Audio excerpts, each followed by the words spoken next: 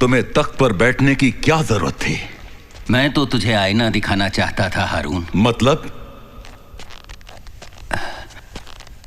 मतलब ये कि मैं चंद लम्हे तेरे इस तख्त पे बैठा तो मुझे इतनी मार पड़ी, और तू न जाने कब से इस मसनदे शाही पे बैठा है।